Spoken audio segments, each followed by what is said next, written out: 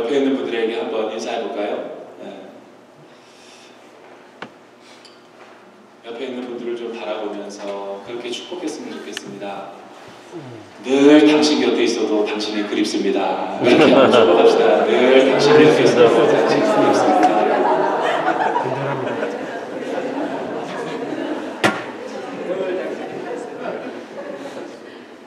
우리 한 번 더 축복하지요. 당신은 하나님의 존귀한 사람입니다. 당신은 하나님의 존귀한 사람입니다.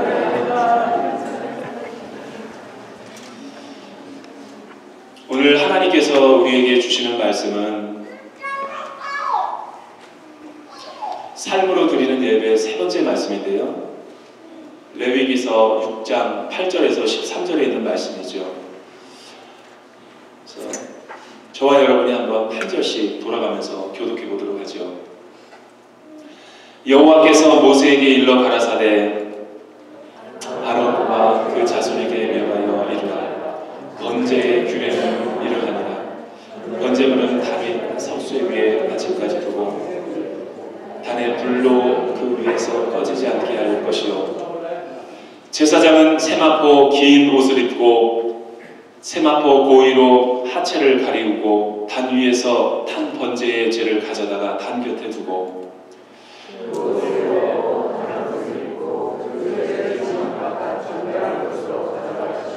우리 12절 13절은 같이 한 목소리로 읽어보죠. 시작.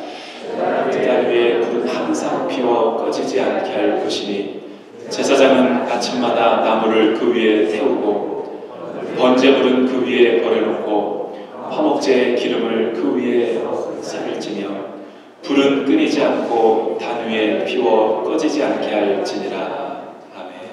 아멘.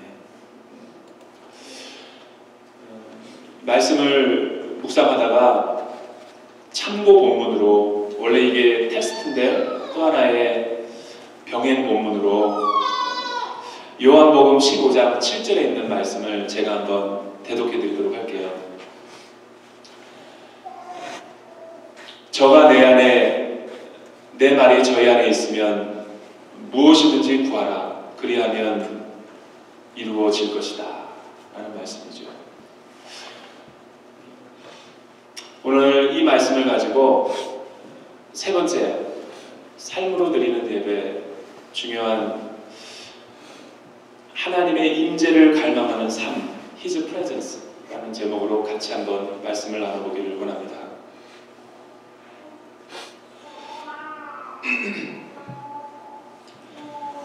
어떻게 보면 하나님을 뜨겁게 만나고 체험한 사람들, 우리의 속사람이 물과 성령으로 거듭난 사람은 우리 육신은 이 세상 가운데 살아있지만 더 이상 이 세상에 속한 사람이 아니라 하늘나라의 시민권을 가지고 하나님의 통치와 또 주권을 인정하며 살아가는 순례자들이자 나그네의 삶인 것이죠. 우리의 삶에 그 긴장이 있을 수밖에 없는 이유는 바울의 표현이라면 이 세상도 살아야 되고 또 하나님의 나라의 거룩한 시민으로서의 살아야 되는 삶이 있기 때문에 아직 우리 육신의 장막을 벗지 않은 이중적인 삶을 살기 때문에 거기에서 오는 텐션과 프레셔가 있다는 거예요. 이미 하나님의 구원을 우리가 체험했지만 믿음으로 종말론적인 삶을 우리는 구원의 삶을 선취하지만 already, 그러나 아직 하나님의 완전한 구원의 종말의 삶은 오지 않았죠. 완성된 삶을 우리는 이루지 못했죠. 그래서 not yet, 그래서 already but not yet, 이런 이 세상의 삶의 도시 가운데서 우리는 날마다 좌로나 우로나 치우칠 때가 있을 수밖에 없는 그런 연약한 삶을 살고 있죠. 하지만 하나님은 우리를 구원하신 다음에 고아처럼 홀로 내버려 두신 것이 아니라 성령 하나님을 보내셔서 하나님의 임재 가운데 지배를 받고 다스림을 받을 수 있는 영적인 특권을 우리 그리스도인들의 삶 가운데 주신 것이죠. 그런 의미에서 본다면 굉장히 오늘 말씀은 우리가 어떻게 이 힘든 이민사회를 돌파해내고 살아갈 수 있을까 중요한 솔루션을 제공하는 내용이라고 할 수 있는 거죠. 최윤숙 씨가 쓴 한국교회 10년 후 혹은 한국교회 미래지도 이런 책을 써서 한간에 센세이션을 일으켰던 적이 있었어요. 그분은 굉장히 석학이죠. 사랑의 교회 부목사임에도 불구하고 경영 쪽에 탁월한 해안이 있어서 그는 양쪽을 다 전공했어요. 그래서 그게 탁월한 분석적인 능력을 가지고 한국교회의 지금 현 신앙의 현 주소를 진단하고 또 앞으로 올 한국교회의 변화되는 여러 가지 미래의 상황들을 잘 대처해야 될 것을 그 책에서 주문하거든요. 저도 그 책을 읽으면서 통일에 대한 관심이 많아서 그 부분을 특별히 제가 읽기 위해서 그 책을 샀어요. 그런데 다 읽고 나서 은혜를 많이 받았습니다. 아, 되게 똑똑하다, 이거는. 분석력이 뛰어나다. 그래서 실제로 외국 기업의 어널리스트로 오랫동안 근무도 한 경험도 있고 목사인 신분에도 불구하고 그 정도로 분석력이 탁월해요. 그러나 다 그 책을 읽고 덮은 다음에는 약간 한 가지 제가 의문점이 든 것이 있어요. 대부분 사람들은 문제를 드러내는 것은 잘하고 문제를 제기하는 것까지는 다 잘을 해요. 그러나 아쉬운 점은 솔루션을 제공하지 못한다는 거죠. 그런 문제의 제기는 이 세상 사람들도 다 잘해요. 그런데 굳이 그리스도인들까지 이런 문제를 제기해서 우리의 삶을 더 어렵게 할 필요가 있겠는가?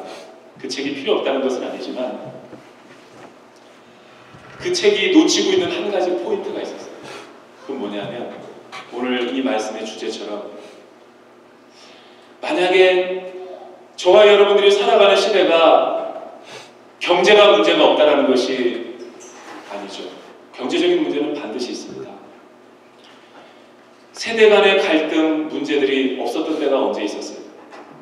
청년 실업의 문제, 고령화의 문제, 노인의 문제, 인구 절벽의 문제, 저출산의 문제, 가정의 문제, 수많은 문제들이 없었던 때가 언제 있었어요?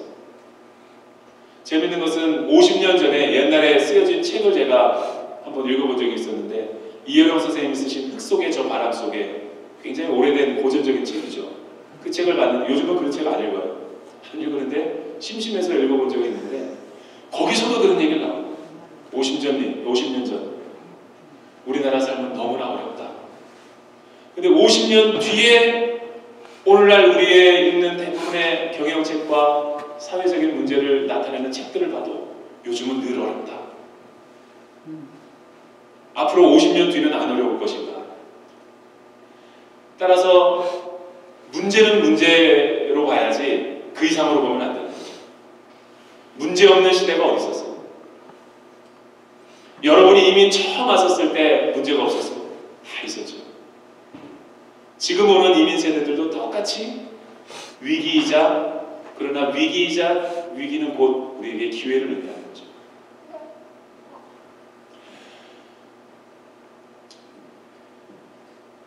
제일 어리석은 동물 중에 하나가 멧돼지라고 해요.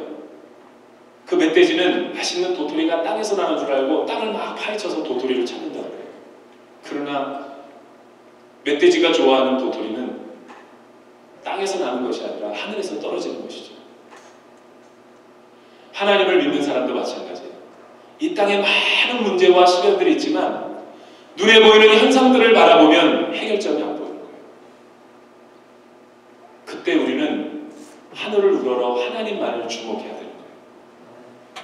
여러분, 이 세상은 하나님이 창조하실 때 눈에 보이는 세상과 눈에 보이지 않는 세계로 창조하셨죠.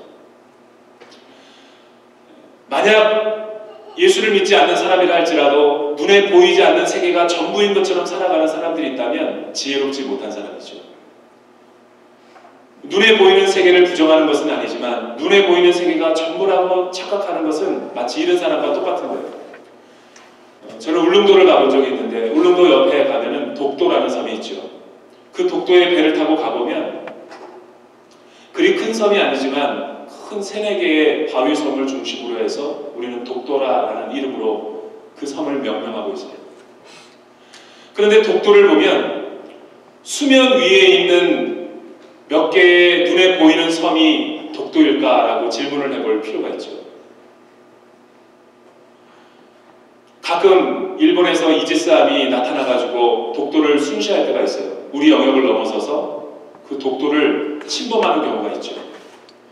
일본 사람들이 지혜롭지 못한 사람도 아닌데 할 일 없어서 그렇게 비싼 구축함을 가지고 그 주변을 돌다가 그냥 돌아가는가? 기름값 아깝게. 그렇지 않죠. 일본 사람들은 항상 하는 말과 행동에는 이유가 있죠. 지질학자에 의하면 그 눈에 보이는 독도 말고 수면 아래에 있는 독도의 지면이 여의도의 7.8배.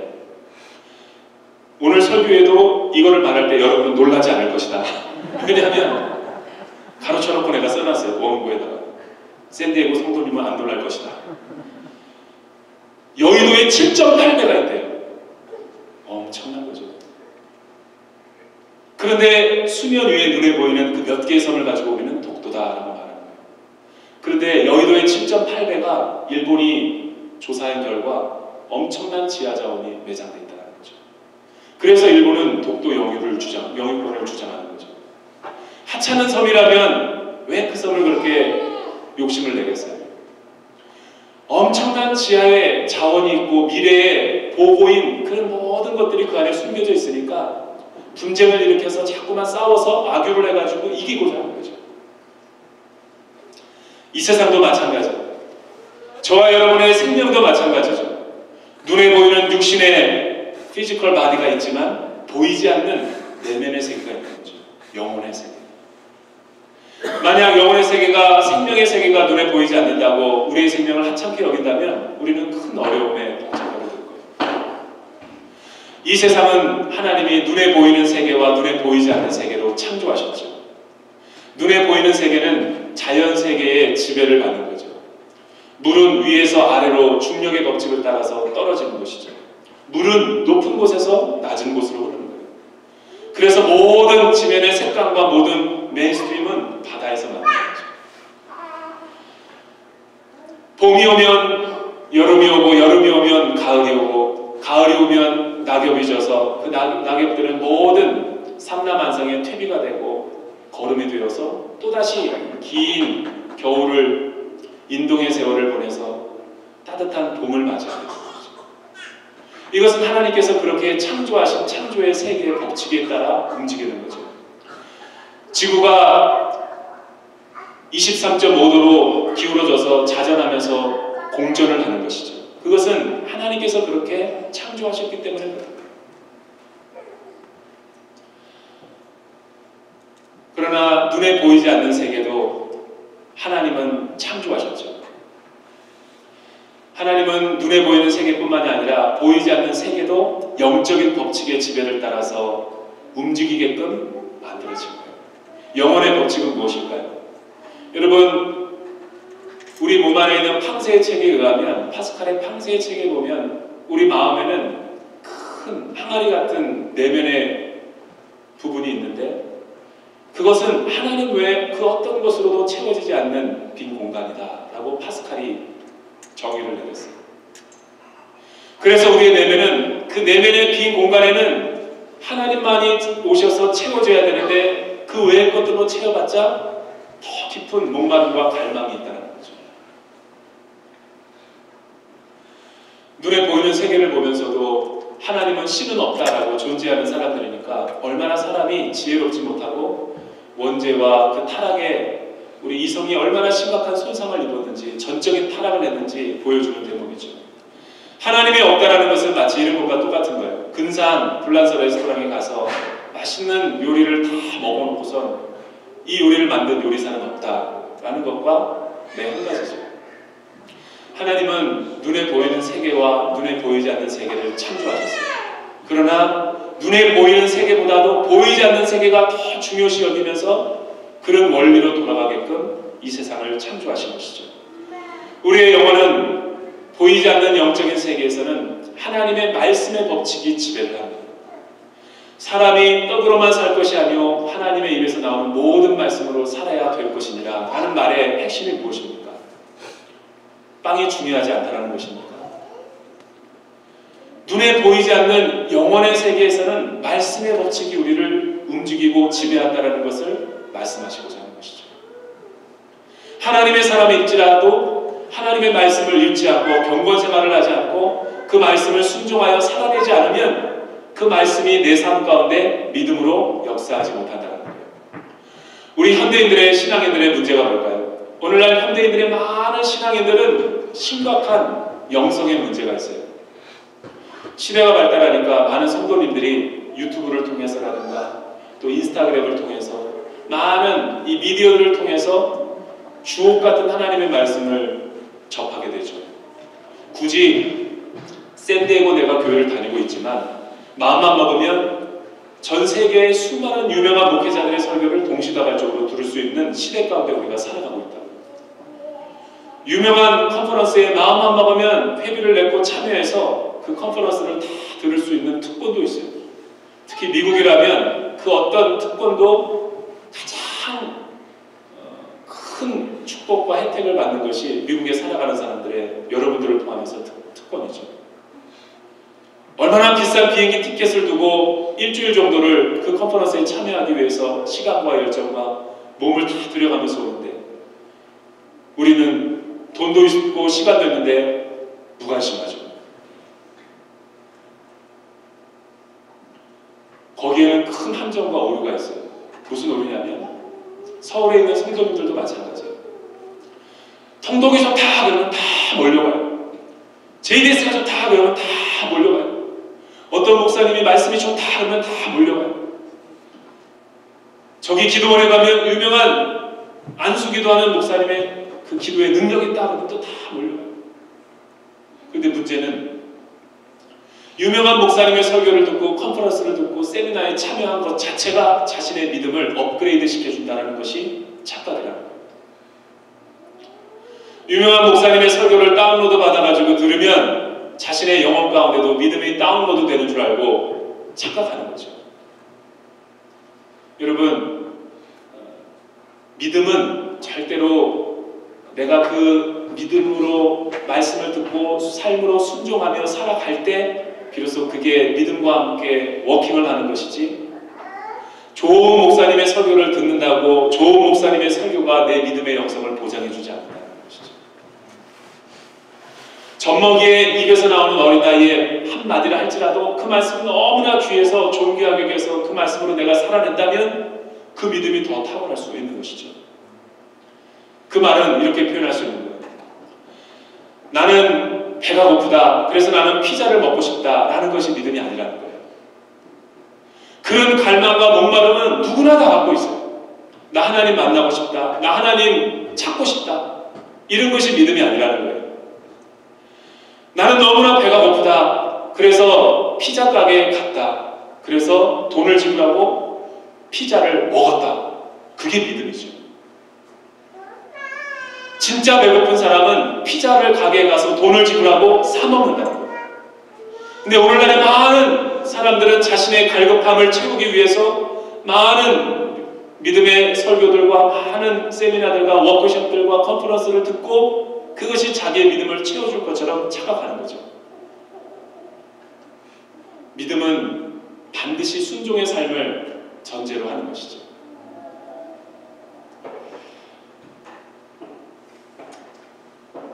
눈에 보이는 세계는 자연이 지배를 하지만 눈에 보이지 않는 세계는 영적인 세계가 지배를 한다고 제가 말했어요. 눈에 보이지 않는 세계를 움직이는 중요한 열쇠이자 원리가 하나 있죠. 그것이 바로 기도의 원리라는 거예요.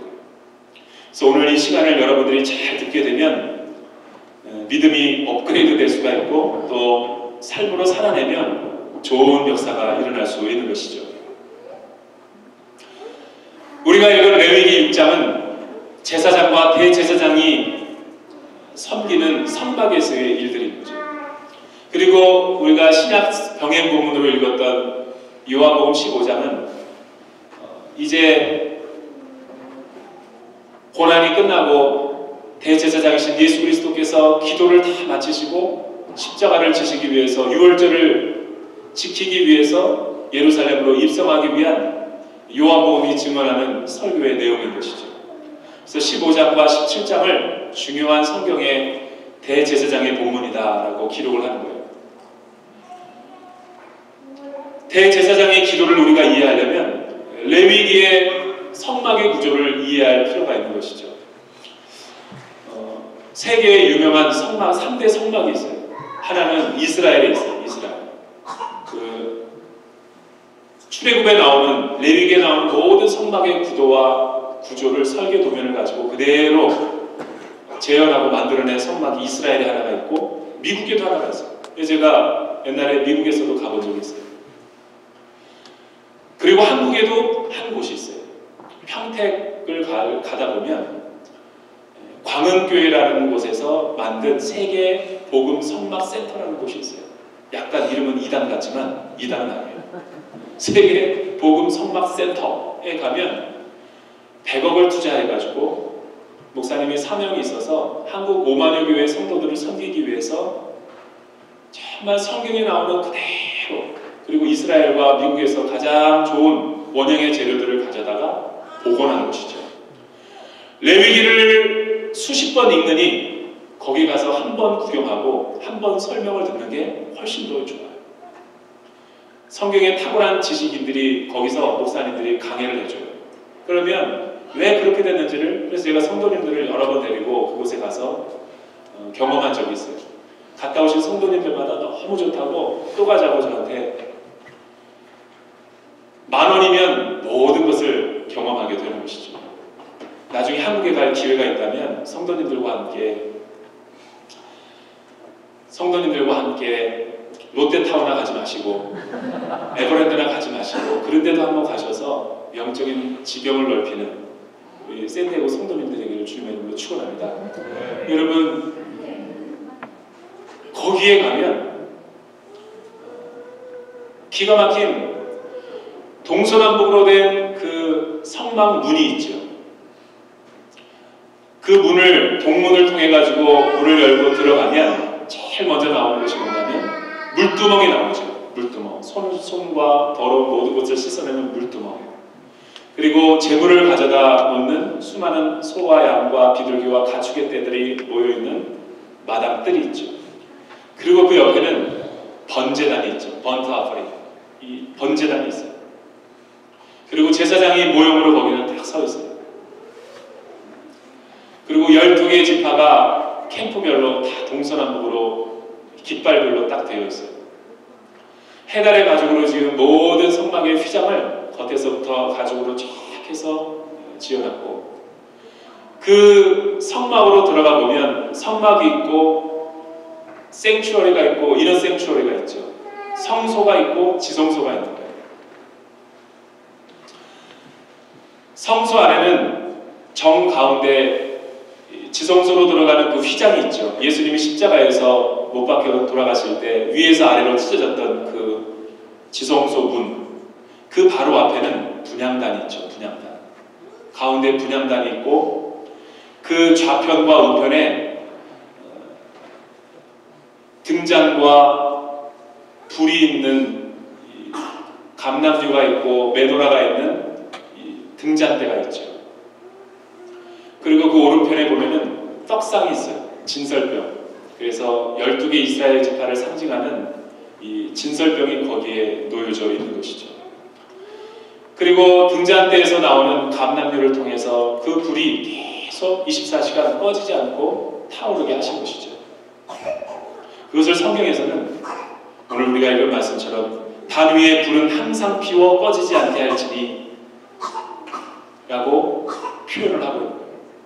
번제단의 불도 그렇게 날마다 꺼지지 않게 관리를 해야 되지만 성소 안에서의 그 빛도 불도 하나님께서 꺼지지 않도록 계속 제사장으로 하여금 지키게 하셨던 것이죠. 제사장의 중요한 임무 가운데 하나는 그 불을 잘 관리하는 거예요. 여러분, 물두멍은 노수로 되어 있죠. 그 노수는 인간의 허물과 죄성을 상징하는 거예요. 그래서 노수는 매일 닦지 않으면 안 돼요. 그 노수를 만든 재료가 뭐냐면 출애굽에서 출애굽한 여성들이 자기 구리 거울로 자신의 얼굴을 보던 애굽의 문화에 영향을 받아서 그 노수를 다 모세 앞에다 가져다가 녹여가지고 만든 거죠. 우리 인간의 허물과 죄성을 보여주는 거예요. 그 안에 담긴 물은 하나님의 말씀을 의미하는 거죠. 그래서 말씀으로 우리의 영혼과 마음을 다 씻고 거룩한 손으로 재물에게 안수를 하는 거죠. 자기가 지은 모든 재물, 가난한 사람들은 비둘기 반구를 가져올 것이고 그 형편도 안 된 사람들은 소재를 가져오고 곡식을 가져올 거죠. 형편이 된 사람들은 암소와 숫소를 가져오고 양을 가져와서 자신이 지은 죄가 있는 그 이스라엘 백성이 그 머리 위에다가 자기가 손을 넣어서 안수하는 것이죠. 그러면 그 사람의 모든 죄가 그 짐승에게 전가가 되는 거예요. 그 기도가 끝난 다음에 제사장은 그 제물을 가져다가 번제단 위에 올리기 전에 각을 뜨고 내장과 정강의 모든 것들을 손질해서 하나님이 취할 것은 취하고 버릴 것은 버린 다음에 그 제물을 번제단 위에 각을 떠서 동서남북에 있는 4가지 귀퉁이에다가 피를 뿌리고 그 위에다 올려놓아서 불을 태우는 거죠. 그러면 그 향기가 날 때 하나님이 그 냄새를 받으시고 그 제사와 그 제물의 향기를 기뻐 향축 제물을 흠양하셨다라고 합니다. 그 다 태워서 나는 그 연기와 냄새를 맡으시면서 하나님은 우리의 죄를 용서하시고 사해 주시는 그런 화목제가 되게 되는 거죠. 그러고 나서 제사장은 그 안으로 들어가는 거예요. 백성들의 죄와 허물을 가지고 들어가서 하나님 앞에 기도하는 거죠. 그 백성이 하나님 앞에 가지고 온 수많은 간구와 기도와 도구의 제목이 있을 거예요. 그 제목을 가지고 분향단에 오르기 전에 하나님 앞에 기도하는 거죠. 하나님, 이 죄인의 죄를 용서하여 주십시오. 그리고 이 나라 백성들의 죄도 용서하십시오. 그리고 우리가 갖고 있는 수많은 간구와 기도의 제목들을 하나님 앞에 의탁하는 거예요.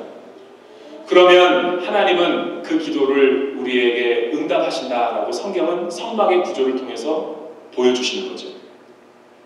그런데 이 세계 복음 성막센터에서 그 목사님이 그곳에서 가면은 설명해주는 기가 막힌 강해가 제가 가장 은혜 받았던 부분의 하나가 이 부분이었습니다. 여러분, 성막의 재료들은 백향목, 레바논의 수려한 여기 파인 밸리처럼 아주 큰 소나무 같은 잘 뻗은 그런 우람한 나무로 성막의 그 조각목으로 삼은 것이 아니라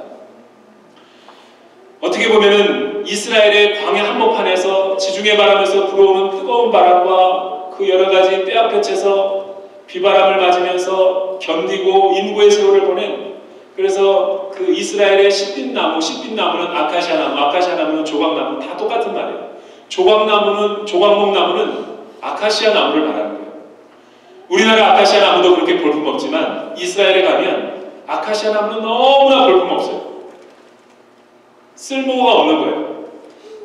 그런데 하나님은 모세에게 그 조각목을 베어다가 잘 다듬어서 켜켜이 놓아가지고 그거를 그 위에다가 금을 덧입혀서 기둥을 세우고 널판지를 만들라는 거죠. 조각목을 가져다가. 그리고 겉에다가 금을 덧입히라는 거예요. 그래서 그 성소에 모든 이런 버팀목을 만든 거죠. 그리고 그 모든 성소의 실로, 그리고 그걸 하나로 묶은 거예요. 모든 지면, 모든 그 둘레를 금색으로 되어 있어요. 그 의도에는 하나님의 메시지가 있다는 거예요. 왜 하나님은 백향목을 쓰지 않고 가장 쓸모없는 나무를 선택하셨을까? 그거는 하나님의 구원의 주권을 보여주시는 거예요. 하나님의 백성들로 온 사람들이 쓸모 있는 인생이 아니라 죄로 말미암아 죽을 수밖에 없었던 쓸모없는 인생을 하나님은 택하셔서 그 위에 순금은 구약에서 믿음을 의미할 때가 많아요. 그 믿음을 덧입혀서 하나님께서 우리를 존귀하게 여기셨다는 거예요. 그 성도님들을 한 사람 한 사람 붙여서 널판지로 사용해서 교회의 성벽으로 만드신 거죠. 즉 영적인 하나됨을 이루셨고 화목하게 하신 것이죠. 교회는 많은 문제들이 있죠. 너무나 다양하고 너무나 기질이 다른 사람들이 모여있기 때문에 너무나 많은 분란들이 일어나는 것이죠. 그러나 하나님은 언제 제사장의 기도에 응답하시는가? 모든 기도를 응답해 주지 않아요. 나는 그 해석이 마음에 들었어요. 그 강해자가 하나님이 우리의 기도를 들어주시는 때가 있다라는 거예요. 기가 막히게 설교를 하더라고요. 그 핵심은 이거예요. 제사장이 번제단에다 각을 다 태우고 성소 안에 들어오면 이 네 가지 모든 조건이 충족돼야지 하나님은 그거를 기뻐 받으시고 우리의 기도를 응답해 주신다는 거예요. 첫째는 하나님의 진설병, 하나님의 말씀에서 나오는 그 말씀을 잘 듣고 내가 은혜를 받아야지 순종할 때만이 하나님이 우리의 기도를 응답해 주시는 첫 번째 요소라는 거예요. 두 번째는 말씀을 들은 하나님의 백성들은 그 등잔대에 비친 사명을 의미하는 거예요. 하나님을 사랑할 것과 이웃과 세상을 섬기는 빛의 사명을 나타내는 거죠. 그리고 성령의 조명에 의해서 말씀을 비추어서 하나님이 은혜를 주실 때 그 말씀을 잘 믿음으로 취해서 받는 우리의 영적인 태도를 보여주는 것이죠. 그리고 그 감람류는 성령을 상징하는 거예요. 그리고 마지막 세 번째 중요한 요소가 있는데 교회가 화목할 때, 교회가 싸우는데 하나님이 성도들의 기도의 제목이 잘 별로 응답이 안 돼요. 그래서 하나님은 그 널판지를 통해서 성소를 감싸게 했다는 거죠. 정말 널판지가 자로 쟀는지 정말 반듯하고 그게 청색실과 홍색실로 다 묶어져 있고 금으로 다 덮여져 있어요. 그게 하나님의 그리스도의 몸된 교회라는 거죠. 교회는 하나됨이 있어야 돼요. 교회는 하나 될 때 교회가 평안할 뿐만 아니라 하나님이 우리의 마음을 기뻐 받으시고 그런 제단에서 기도하는 것은 기도 응답이 잘 되게 되는 것이죠. 그래서 예수님께서는 요한복음 15장에서도 그랬고 17장에서도 대제사장의 마무리 이 땅에서의 기도를 하시면서 가장 제자들을 염려하면서 기도하셨던 것이 하나 되게 하소서, 하나 되게 하소서. 저희들을 거룩하게 하소서. 이 세상과 구별하여서 거룩한 말씀과 거룩한 성령의 조명을 받아서 거룩한 불을 날마다 꺼지지 않게 하는 기도의 사람이 되게 하소서. 그 하나님 아버지의 마음을 우리가 잘 알 때만이 기도가 잘 된다는 것이죠. 그렇게 되면 지성소로 들어가서 우리는 하나님을 만나게 된다는 거예요. 사랑하는 샌디에고 온누리교회 성도님들이 기도의 불을 꺼뜨리지 않기를 주님의 이름으로 축원합니다. 기도의 불을 꺼뜨리지 않게 되기를 주님의 이름으로 축복합니다. 가정에서나 여러분 직장에서나 재단에서나 늘 기도의 불이 활활 타오르게 하셔야지만이 하나님께서 여러분들을 주목하고 이 시대의 위대한 사명자로 귀하게 들어 쓰시는 것이죠. 저는 오늘 기도라는 주제를 말씀을 나누려고 하는데 어떤 성도님들이 기도를 안 하는 성도님들이 있더라고요. 기도를 쉬고 있는 성도님들이 있어요. 그래서 제가 여쭤봤죠. 아니 기도해야 되는데 이 중요한 시기 가운데 왜 기도를 안 하고 있습니까? 라고 물었더니 그 성도님이 대답하시는 게 아휴 목사님 하나님은 내 기도 안 들어줘요. 단도직입적으로 저한테 말하더라고요. 기도해봤자 응답이 안 되던데요. 많은 대학 청년부 지체들에게 기도하자 그러면 하나님은 내 기도 안 들어줘요. 기도해봤자 응답이 안 되던데요. 왜 많은 사람들이 자신의 기도는 연락이 안 되고 기도가 응답이 안 된다고 생각할까요? 그러고 나서 두란노 서점에 가서 어떤 신앙 서적을 고르죠. 그리고 거기다가 밑줄 치고 읽어 은혜 받는다. 하나님 당신께 실망했습니다. 이런 책 같은 거 막 사고 밑줄 치고 생명의 삶을 묵상하듯이 묵상해요. 왜 사람들은 기도가 응답이 안 되고 왜 많은 사람들은 기도하다가 실패했다고 생각하고 또 하나님께 실망한다라는 그런 감정의 표현을 할까요? 제가 어느 날 특별한 초대 양재에서 설교를 하고 설교가 끝난 다음에 내려오는데 한 6명이 진짜 젊은 아주 아름다운 여성분들이 6명이 있고 한 명의 어떤 한 사람이 저에게 와서 기도를 해달라는 거죠. 알고 보니까 걸그룹이에요. 걸그룹. 기도 내용이 뭐냐니까 이번에 앨범이 뜨게 해주세요.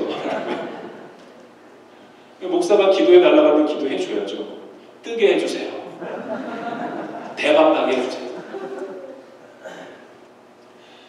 대학 청년부 때 내가 서빙구에서 화요 성령 집회를 같이 했었을 때가 있는데, 화요 성령 집회는 설교가 다 끝나고 집회이기 때문에 기도받으러 온 성도들이 많기 때문에 교육자들이 쭉 나와서 많은 교육자들이 줄을 서서 기도를 해요. 이제 밤 11시쯤에 끝나는데 쭉 줄을 서 있어요.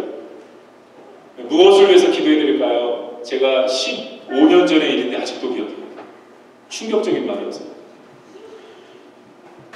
그분을 위해서 기도하려고 하는데 그분이 목사님 잠깐만요. 제가 이런 기도 부탁드리고 싶은데 제 기도를 좀 목사님 해주세요. 제목이 뭡니까? 제 신동 아파트인데 아파트 시세가 10억인데 15억으로 오르게 해주세요. 아파트가 10억인데 15억으로 급매를 해야 되는데 오르게 해주세요. 근데 목사는 성도님들이 그런 무리한 요구를 한다 할지라도 목양적인 차원에서 안 해줄 수가 없어요. 저는 그런 기도 안 합니다. 그러면 사랑의 교회로 옮겨야 돼요. 그렇기 때문에 해줘야죠. 해주는데 제가 그때 머리를 꽉 누르고 기도했던 것 같아요. 주여 5억에 500에 주시옵소서. 그리고 걸그룹이 기도할 때도 주님 정말 뜨고 싶습니다. 하나님의 뜻대로 이루어지게 해주십시오. 그러고 나서 결과가 5억이 안 오르거나 뜨지 않으면 하나님 당신께 실망했습니다. 그거는 기도가 아니죠. 왜 그럴까요? 우리가 종종 신앙생활하면서 기도의 불을 오해하고 기도의 불을 꺼뜨리는 이유가 있어요. 그것은 하나님의 성품을 이해할 수 못하기 때문입니다.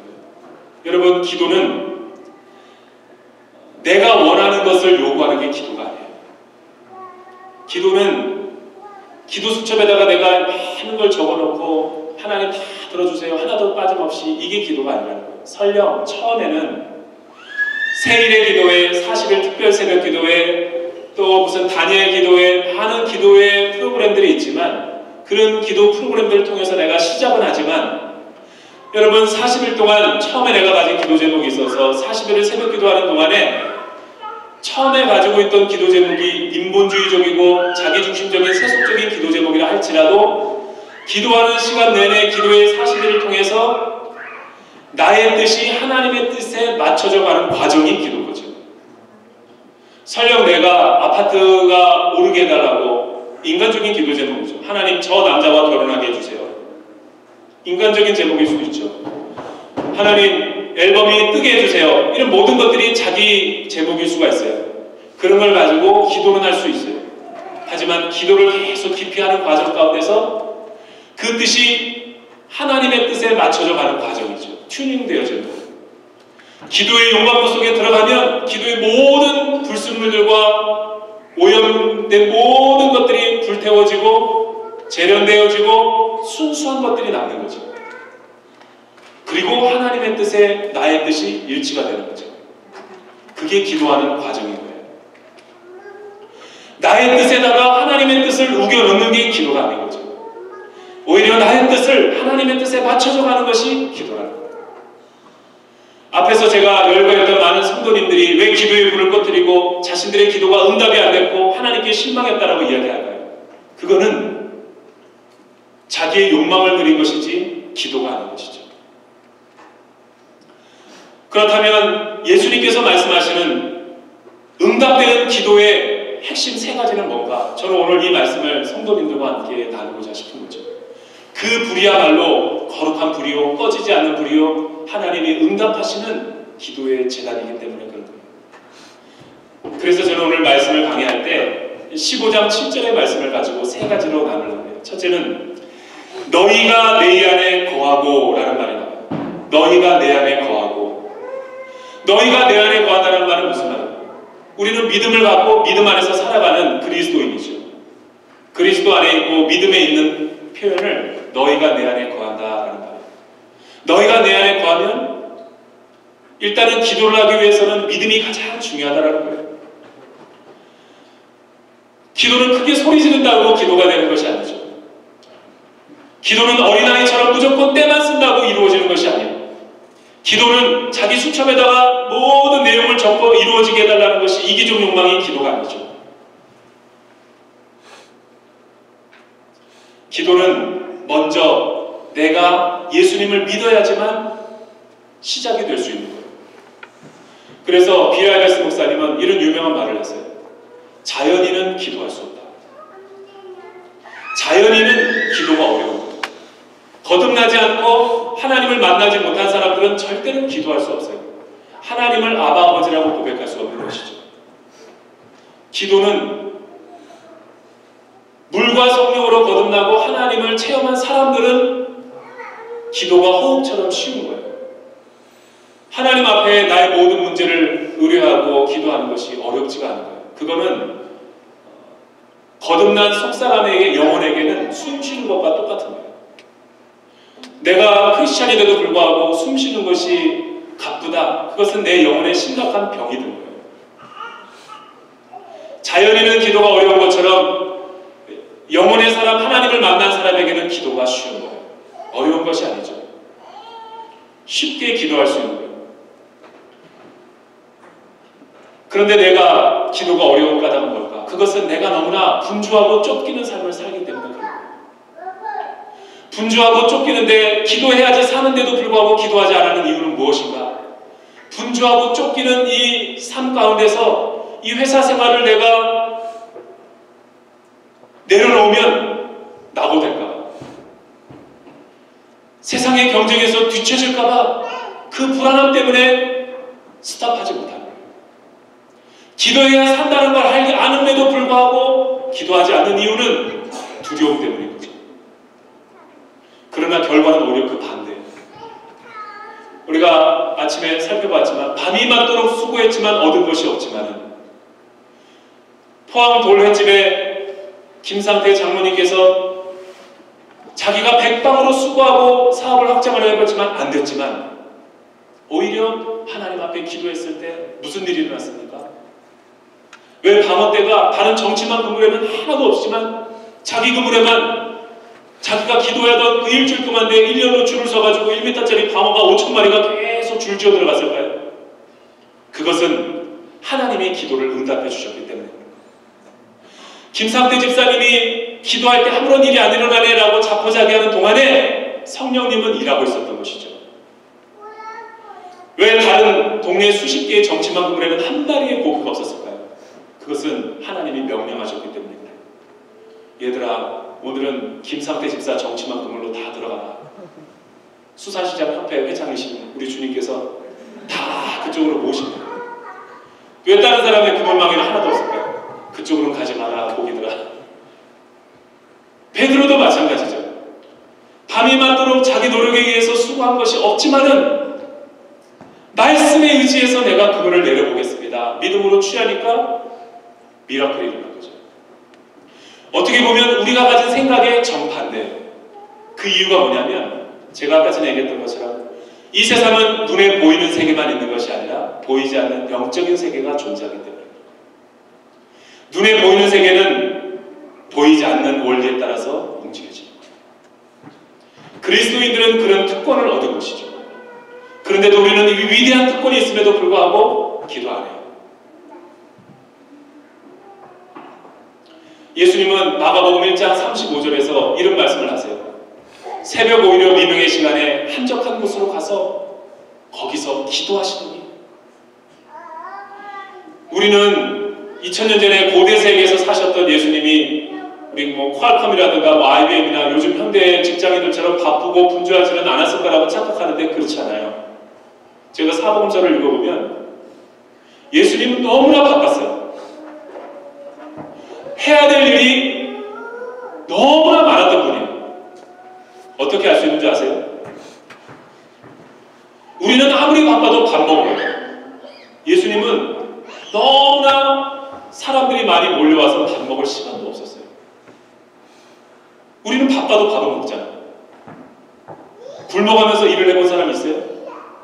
우리 주님은 병든 사람들, 소외된 사람들, 상처 입은 사람들, 다 자기에게 오는 성도들을 위해서 기도해주고 낫게 하기 위해서, 사역하기 위해서, 미니스트리 하기 위해서 굶어가면서 사역하셨다. 그리고 또 쉬기 위해서 잠깐 게네사렛 호숫가의 건너편으로 갔는데 소문을 듣고 글로 다 쫓아왔어요. 우리는 몰려다니진 않잖아요.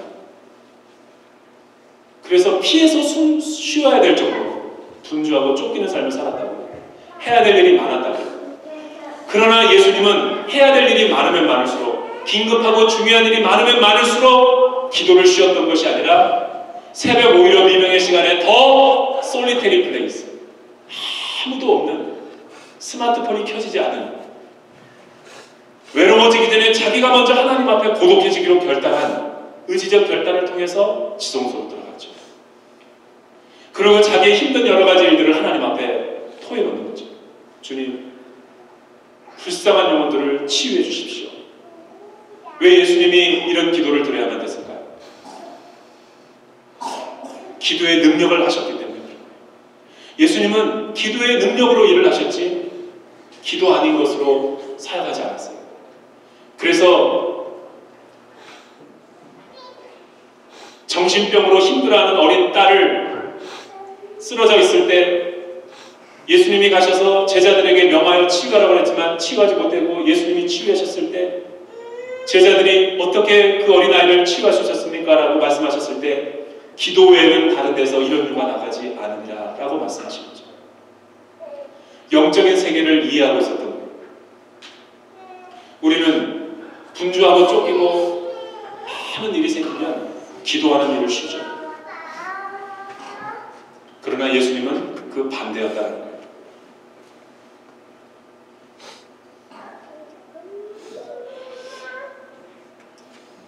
두 번째, 저는 사람이 왜 기도가 안 될까 그런 생각도 해봤지만 한편으로는 하나님은 얼마이티 가신데 전지전능하시고 무소부재하시고 못하는 것이 없는 능력의 하나님이신데 왜 우리 보고 귀찮게 기도하라고 하시나? 그게 저의 신학적인 질문이었어요. 어떤 성도님들도 그런 질문들을 하시고 저도 그런 게 고민이었어요. 그런데 왜 하나님은 자기가 다 할 수 있는데도 우리를 기도의 파트너로서 부르시고 같이 동역하게 하십니까? 그것은 사역을 해보면 알아요. 내가 했다고 할까? 뭐 교회 안에서 하나님 나라 안에서 사역을 해보면 늘 분란을 일으키는 사람이 있어요. 가보면 기도 안 하고 사역하는 사람, 자기 의와 자기가 주도적으로 뭔가를 해보려고 하고 하는 사람들은 반드시 불화가 일어나요. 그리고 끝이 안 좋아요. 인정 안 해주고 자기를 몰라주고 섭섭병에 걸리고 목사님은 내가 얼마나 수고한지도 몰라 하는 그 서운한 마음을 가지고 시험에 드는 성도들이 많이 생기는 거죠. 그게 바로 기도 안 했을 때 나타나는 증상이에요. 내가 했다고 해요. 그런데 반대로 기도하면서 사역하시는 성도님들, 기도하는 사람들의 특징이 한 가지가 있어요. 이거는 제가 주관적으로 알게 된 거예요. 기도하는 사람 치고 교만한 사람을 못 봤어요. 그런데 반대로 기도하는 사람은 교만한 사람을 많이 봤어요. 기도하는 사람은 절대 교만할 수가 없어요.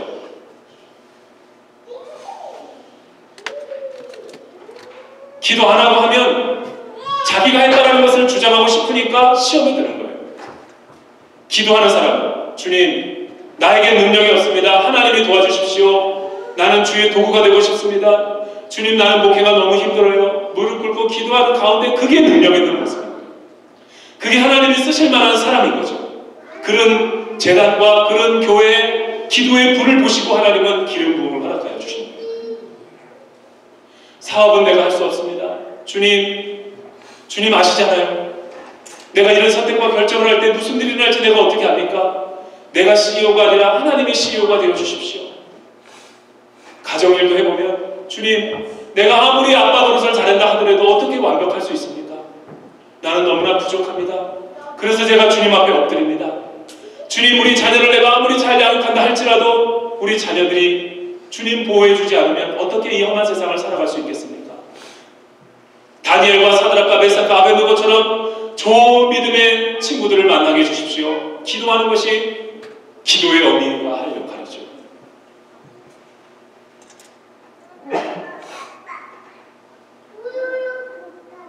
두 번째, 기도의 중요한 원리가 있죠.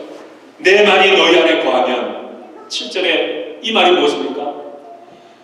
내 말이 너희 안에 거하면, 그러니까 믿음을 갖게 되고 기도를 알게 되고 기도를 시작하면서 하나님의 말씀은 하나님의 뜻이죠. 하나님의 뜻이 내가 계시가 임해지고 알게 되어지면 기도하는 동안에 나의 부족한 기도의 제목들이 부끄러워질 거예요.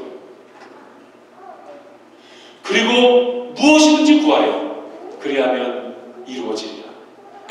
It will be accomplished.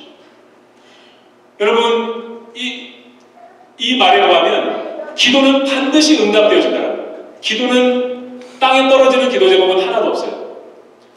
우리가 하나님의 사람들이 기도하면 반드시 잘못된 기도라도 응답이 되게 되어 있어요. 그러니까 예수님이 이 기도를 이렇게 말하는 거죠.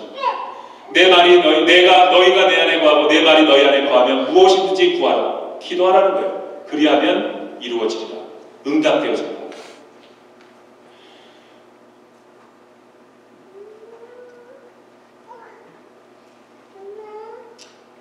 기도는 강력한 파워풀한 능력이 있다는 것을 보여줍니다. 근데 응답이 예수로만 오지 않는다는 게 문제죠. 기도는 반드시 응답되어지는데 네 가지로 응답되어진다는 거예요. 네 가지로 응답되어지는 것이, 첫째는 예스죠. 우리의 눈과 코와 입과 귀를 지으신 하나님께서 왜 우리의 기도를 응답하지 아니하시겠느냐라고 시편 기자가 말했죠. 기도는 이제 해야 된다는 당위성은 됐죠. 그런데 기도의 응답이 어떻게 오는가? 우리가 기도에 실망하고 내 기도를 응답하지 않는다라는 사람들이 착각한 것은 기도가 예스로만 올 줄 알았던 거예요. 내가 하나님 앞에 올린 기도 제목. 그런데 하나님은 굉장히 다이나믹하게 기도에 응답이 오세요. 예스로도 올 때가 있고 아니요, 노로도 올 때가 있고 사일런스, 침묵으로 올 때도 있어요. 그리고 마지막으로 딜레이, 주긴 주는데 not right now, 지금 아니다. 이 사인을 모르면 우리는 하나님이 내 기도를 응답하지 않으신다고 해서 기도를 쉬는 거예요. 특히 이민교회 기도 쉬는 성도들이 얼마나 많은지 몰라요. 한국에서는 기도꾼이었고 기도에 열심을 했던 성도님들이 편안한 미국 땅에 오니까 너무나 기도를 많이 쉬는 거예요. 아주 목사로서 속이 상해 죽겠어요. 기도를 열심히 하는 사람도 미국만 오면 안주하게 되고 온실 가운데 들어가고 편안한 신앙생활 하신다는 거예요. 편안한 삶 누리기 위해서 하나님이 여러분들을 이곳에 보낸 것이 아니죠. 예스로 오는 기도는 어떤 것인가? 나의 뜻과 하나님의 뜻이 정확하게 일치되면 즉각 기도 응답입니다. 그거는 두말할 필요도 없는 거예요. 두말할 필요도 없는 거예요. 가끔 저는 도곡과 양재에서 생가족을 오랫동안 했는데 기도 응답을 잘 하는 사람, 신앙생활이 오래된 임직자나 목사의 기도가 아니에요. 제가 저희 오늘의 교회는 8주 만에 졸업을 해야지만 멤버십이 주어져요. 만남의 잔치에 졸업을 해요. 근데 8주가 2개월이니까 쉬운 게 아니죠. 골프 약속도 있고 또 미국에서 누가 올 때도 있고 출장도 있는데 8주는 내가 올인하지 않으면 불가능한 거예요. 그래서 8년 만에 졸업하는 사람도 봤어요. 8주인데. 그런데 이게 이렇더라고요. 새가족 입장에서 보면 오늘의 교회가 너무 성도들이 많이 오니까 늦잠 자거나 늦게 출발하면 주차할 데가 없어요. 그래서 거의 7주차, 8주차인데 마무리되는데 어렵게 내가 이 졸업하기 위해서 왔는데 늦잠을 자버린 거예요. 그래서 아시겠지만 회차하고 돌아가라고 문을 안 열어주는 거예요. 주차하시는 집사님들이. 그래서 열어줄 테니까 돌아가라고. 그냥 아무데나 내지 마시고 같이 거꾸로 해서 돌아가서 나오라고. 이렇게 해서 열어준 거예요. 그런데 이 세 가족이 만남의 잔치 소감을 발표하게 하거든요. 근데 이런 간증을 하는 거예요. 너무 힘들었대요. 아, 나 또 예배 못 드리고 세 가족 못 내서 또 이게 졸업 못 하는구나. 그래서 지하 2층, 지하 3층으로 내려가는데 이런 기도를 했대요. 그 언덕에서. 하나님이 나를 사랑하시면 내가 내려가는 동안에 어떤 차가 우연히 나오게 해주세요. 파킹하게. 그 속으로, 기도도 하지 않고 속으로 그런 생각을 할 찰나에 한 차가 나오더래요. 그래서 할렐루야 감사 땡큐 지저스 하고 그 차로 바로 파킹하고 예배드리고 8주 졸업했다라고 그분이 간증한 거예요. 그걸 통해 내가 깨달았어요. 하나님은 새가족 기도를 잘 들어주신다. 왜 그럴까요? 새가족은 무서워요. 하나님 앞에. 나 교회 안 나갑니다. 하나님 나 이제 예수 안 믿어요. 협박하면 하나님이 안 들을 수 없는 거죠. 일단은 교회 멤버십으로 정착을 시켜야 될 거 아니에요. 제일 무서운 게 새가족이에요. 그래서 새가족들은 날마다 간증이 많아요. 헌신자인 우리는 없어. 표적도 안 나타나. 새가족들은 작은 것도 간증을 많이 해요. 생명력이 살아있습니다. 나의 뜻과 하나님의 뜻이 일치가 되면 즉각적으로 오는 거죠. 노로도 올 때가 있답니다. 많은 성도님들, 샌디에고 성도님들 이 부분을 주목할 필요가 있어요. 기도는 예스로만 오지 않고 노로도 와요. 왜 그렇죠? 우리를 너무나 사랑하니까. 하나님의 뜻과 나의 뜻이 일치가 안 되면 기도 응답 되는 게 저주죠. 재앙이고. 안 돼야지 축복이죠. 그거를 내일 아침에 제가 설교로 다룰 거예요. 저는 이 부분에 간증이 많은 사람이에요. 노로 응답되는 경우. 나는 샌디에고가 너무 좋아가지고 제가 다른 데서 내가 오픈하지 않았던데 개인적인 사생활적인 간증을 이 자리에서 오늘 하려고 해요. 오프 더 레코드 하시고 여러분들에게만 제가 말하는 건데 저는 결혼하기 전에 선을 많이 봤어요. 얼마나 많이 봤냐면 제가 골랐다라는 것은 아니라 우리 아내가 50번째 선을 본 건 아니지만 선을 그 정도로 많이 봤어요. 저희 아내도 알아요. 많은 권사님들이나 집사님들이 소개를 해주니까 친구들이 소개를 할 때마다 다 만났죠. 그런데 제가 그 가운데서 우리 아내를 만나기 전에 2번에 걸쳐서 중요한 진짜 양가 부모까지 인사하고 링까지 준비하고 결혼을 하려고 했던 적이 있었어요. 근데 이상한 거는 내가 좋아하면 그쪽이 싫어하고 그쪽이 좋아하면 내가 싫고 그래서 사소한 건데 사소한 것 때문에 관계가 깨지더라고요. 그래서 결국은 우리 아내 만나기도 전에 정말 다 준비가 됐는데 결혼이 성사가 안 된 거예요. 그때 제가 교제를 하면서 너무 힘들어가지고 기도를 했었어요. 어떤 기도를 했냐면 교육전도사 때였는데 저는 왕십리에 있는 무학교에 김창근 목사님께서 신무하시는 교회에서 3년 동안 교육전도사를 했어요. 근데 제가 교육전도사 때 처음 거기를 갔을 때 한 작은 대학부를 맡게 되었었는데 그때가 첫 만남이자 마지막 만남이었어요. 어떤 한 학생이 예배가 끝난 다음에 저에게 오더니 목사님 자기가 호주로 이민을 간대요. 가족이. 그때 제가 무학교의 교육전도사로서 처음 27살이가 내가 그때 사역을 시작한 거예요. 그런데 그 자매가 의자를 가져오더니 나보고 목사님 이게 마지막인데 저걸 좀 블레싱 기도를 해달라는 거예요. 이민을 아주 가니까 자기는 외대 불문과 4학년에 지금 재학 중이라는 거예요. 근데 가족이 다 가기 때문에 그냥 같이 가는 거예요. 자기 이름은 이가영이고 외대 불문과 4학년 이가영인데 자기와 자기 가족을 축복해 달라는 거예요. 그래서 저는 제가 처음 만난 그 제자이자 이제 한 번도 내가 경험해보지 못한, 만나보지 못한 자매죠. 그래서 제가 기도했어요. 주님 이 자매를 축복해 주십시오. 그리고 잊어버렸어요. 언제까지? 온누리교회 와가지고 제가 결혼하기 전까지 7년 동안 싱글이었는데 34살 때 제가 결혼을 했거든요. 그런데 그 결혼하기 전에 정말 양가 부모까지 인사하고 반지까지 주고받고 이제 결혼하기 전에 그분은 의사였어요. 내 배우자가 될 사람은. 그래서 다 되고 준비가 돼서 하는데 마음이 너무 편하지가 않는 거예요. 그리고 뭐 사소한 건데 막 티격태격 싸워가지고 심각한 지경까지 가는 거죠. 예민해지니까. 그래서 저희 어머니가 기도를 많이 하는 권사님이세요. 저희 어머니는 정말 기도하는 어머니세요. 이 못난 아들을 위해서도 샌데고 간다니까 금식하고 철회하시는 분이 저희 어머니세요. 평생을 그렇게 사셨어요. 저희 어머니는 기도를 진짜 많이 하세요. 기도 대장이에요. 그런데 어머님이 이렇게 말하는 거예요. 제가 사역을 다 끝내고 밤 11시 반에 와서 피곤하고 씻고 있는데 엄마 나 힘들어요. 그랬더니 기도해라. 기도하면 하나님 응답해 주신다.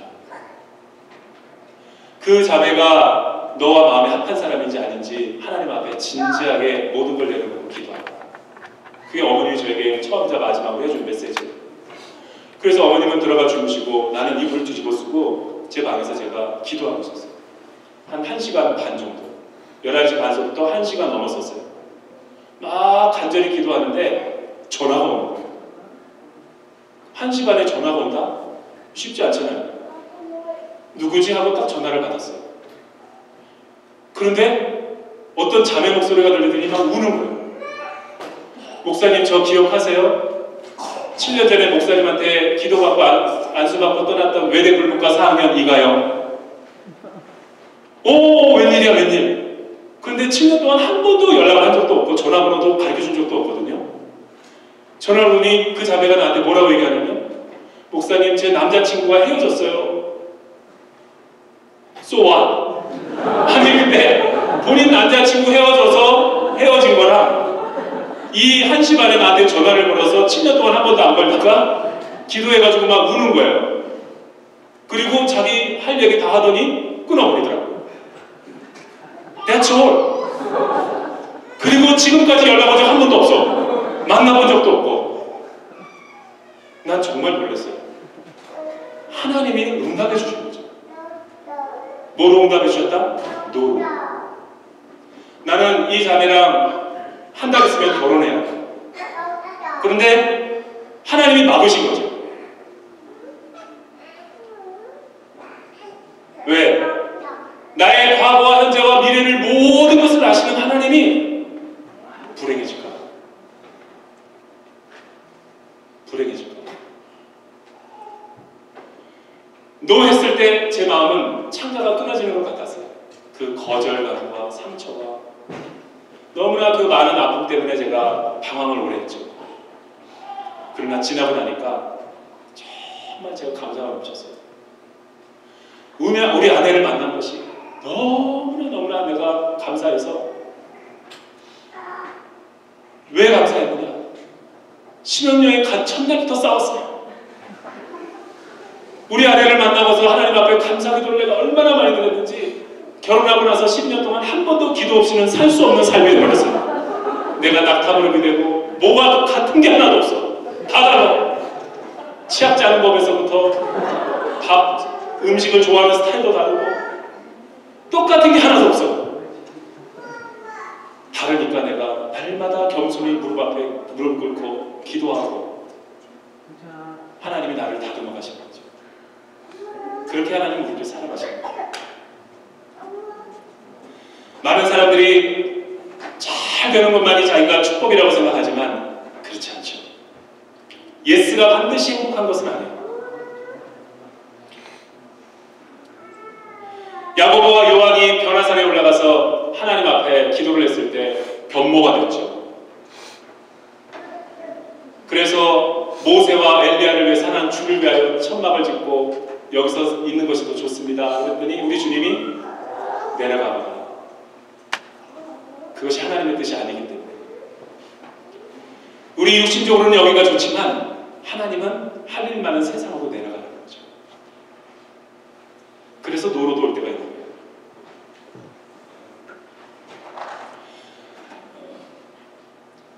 우리 둘째가 너무 이뻐요. 12살과 6살 둘 다 사내 아이인데 첫째는 주원이고 둘째는 재원인데 첫째는 너무 정신없이 길러서 내가 몰랐는데 둘째는 너무 이쁜 거예요. 못생겼는데 이쁜 거예요. 그냥 제가 혼자. 얘를 그냥 안고 있으면 모든 피로가 다 녹아져요. 근데 이 아이가 엄마가 어느 날 카레를 만드는데 자꾸만 그 칼을 달라고 제가 집에 딱 도착했을 때 8시쯤인데 집안이 시끄러운 거예요. 안 돼! 달라고 막 땡깡을 쓰는 거예요. 자지러지게 막 부는 거예요. 왜 그러냐니까 얘가 자꾸만 칼을 달랜다고 자기가 감자와 당근을 쓴다고. 그리고 자꾸만 가스불로 올라가서 엄마처럼 킨다고. 그래서 엄마가 계속 노를 하니까 얘가 아주 약이 올랐는지 울음을 안 그치는 울음 있죠, 애들이. 내가 오니까 더 기가 살아서 막 우는 거예요. 근데 그때 우리 아내가 했던 말이 있죠. 엄마가 너를 사랑해서 줄 수 없다. 하나님이 우리를 너무 사랑하기 때문에 우리의 기도 제목을 들어줄 수 없어요. 그것이 거룩한 사랑이죠. 세 번째가 중요하죠. 사일런스로 올 때가 있어요. 침묵으로 올 때도 있어요. 여러분, 하나님이 기도 응답이 노나 예스나 분명하게 오면 되는데 침묵으로 올 때가 있어요. 그러니까 힘든 거예요. 언제 침묵을 하느냐? 복받을 사람이 준비가 안 돼 있을 때. 예를 들면 하늘에서 막 비가 내리는데 가뭄에 그릇을 받을 수 있도록 준비해야 되는데 이 그릇 받을 사람이 엎어놓은 거예요. 하늘에서는 이른비와 늦은비 축복이 막 내리는데 자기가 받을 준비가 안 돼 있는 거예요. 성품이 복받을 그릇이 안 돼 있는 거죠. 그건 캐릭터의 문제예요. 그런 사람들은 복을 주긴 주는데 복받을 그릇이 준비가 안 돼 있기 때문에 그릇을 먼저 준비하느라고 시간이 오래 걸리죠. 나의 모난 성격, 모난 성품들을 계속 다듬어 가시는 거예요. 특히 사업하시는 분들. 왜 내 비즈니스가 너무 어려운데 돌파가 이루어졌는데 왜 물질을 위해서 기도하는데 주님은 안 주십니까? 목사님도 우리 가정에 사업장에 신방 와서 기도하는데 왜 돌파가 안 이루어지십니까? 왜냐하면 당신의 성품이 준비가 안 돼 있어요. 여러분, 물질을 주시는데 축복을 주시는데 성품이 안 돼 있으면 그 기도 응답 받고 그 사람은 하나님을 배신해요. 제가 여러 번 봤어요. 자기가 받을 그 물질과 축복과 사업의 성공만에 눈이 어두워서 자신의 내면의 세계를 준비 안 하는 거예요. 그런 사람들에게 하나님이 응답해 주시면 그 물질을 축복받고 하나님을 떠나더라고요. 제가 이민사회에서도 많이 봤어요. 그래서 하나님은 우리의 내면 세계를 다듬어주고 정말 거룩하고 정결하게 하기 위해서 이 사람을 물질의 축복을 줄 만큼 심령이 됐구나 하면 주시는 거예요. 그 전까지는 사일런스, 침묵하시는 거죠. 이 침묵은 길어요. 때로는 힘들어요. 인내가 바닥날 때도 있어요. 그렇지만 지금은 터널 안이라는 걸 생각하세요. 터널 안은 없지만 천년만년 터널 안에 있는 것이 아니죠. 서광이 비치고 빛이 올 때가 있죠. 그리고 하나님의 주권을 선포하십시오. 절망하지 마십시오. 하나님은 여러분들을 잘못된 길로 인도하시고 속이는 분이 아니세요.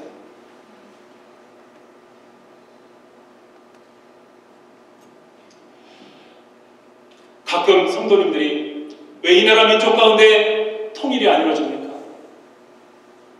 저는 하나공동체를 이훈 목사님 뒤이어서 3년 6개월을 제가 했어요. 난생 처음 북한 지체를 섬겨보느라고 정말 문화 충격이 컸지만 보람이 되게 많았어요. 많은 걸 배웠어요. 신앙적으로. 우리 공동체는 대부분 이런 분들. 어느 날 제가 설교를 하는데 매 주일마다 남한 사람과 북한 사람이 연합해서 드리는 예배에서 설교를 하는데 난 내 설교가 은혜가 있어서 그분이 우는 줄 알았어요. 눈물 받아요. 눈물 받아. 내가 목사가 설교를 하면 눈물 받아요. 예배 끝나고 나면 제 손을 막 그냥 잡으면서 그러고 나더니 그분이 하는 얘기가 내 설교는 하나도 안 들리고 북에 두고 온 목사님 같은 아들이 있대. 그 아들 생각나서 우는 거야. 다 그런 분들이야. 신앙인들. 자기 부모 잃어버리고 혼자 온 사람들. 얼마나 이 신앙인들이 외로워요. 명절 되면 남녀노소를 불문하고 다 울어요. 고향 가고 싶어서. 그 탈북민의 마음을 아세요? 그들의 문제는 항상 저한테 와서 질문했던 게 있어요. 목사님은 맨날 기도하면 된다고 그러는데 왜 기도하는데 통일이 안 이루어집니까? 제가 마음 먹고 설교했던 적이 있어요. 한반도에 왜 통일이 안 되나? 그 이유는 지금 되면 큰일 나기 때문이다. 한국에는 5만여 교회가 있어요. 탈북민들은 35,114명이 와 있어요. 현재. 북한에는 2,300만의 우리 동포들이 있어요. 38선이 왜 무너지지 않는가? 왜 베델교회나 이 미국 한인교회에서도 얼마나 많이 깨어 기도하며 북한 영혼들을 위해서, 구원을 위해서, 통일을 위해서 기도하는데 통일이 꿈쩍도 안 합니까? 그 이유가 있죠. 지금 되면 큰일 나기 때문에 그런 거예요. 하나님은 북한 영혼도 걱정하지만 한국 교회도 걱정하는 거예요. 35,114명을 미리 보내본 거예요. 통일이 될 수 있겠는가 없겠는가 리트머스 시험 종이에다가 용액을 떨어뜨려 보는 거예요. 얼마나 무시하고 편견하고 그들의 선입견을 갖고 있는지 몰라요. 지금 와 있는 사람이랑도 사람의 통일이 이루어지지 않는데 문이 열리고 지금 남북 간의 분위기 좋다고 북미 회담을 통해 가지고 통일되면 이 한반도는 제사장 나라가 되기는커녕 망합니다. 세속화됩니다. 성적으로 거룩하지 못하고 타락하고 거짓과 속임의 영이 가득 찬 이 남한교회, 물질적으로 타락하고 있는 이 남한교회가 이 세대를 감당할 수 있겠는가? 희생하지 않고 자기만 주장하는 이 젊은 세대들이 헬조선이라고 하는 사람들이 북한 영혼들을 책임질 수 있겠는가? 하나님은 부담되죠. 왜 우리나라 사회가 지금 막 송두리째 뒤집어 엎은 것처럼 혼란을 거듭하는가? 그것은 하나님이 정화하는 작업이에요. 나는 그렇게 해석해요. 지금 이 상황에서 5만여 교회가 준비 안 돼서 통일되면 통일 안 됐을 때보다 통일되고 난 뒤가 더 후회해요. 그래서 하나님은 기다리게 하는 거죠. 사일런스. It could be. 그럴 수 있죠. 여러분의 생애에 대해서도 마찬가지예요. 하나님보다 기도보다 앞서가면 잘 될 것 같지만 잘 안 되는 거예요. 하나님 앞에 머무를 줄도 아는 훈련이 돼요.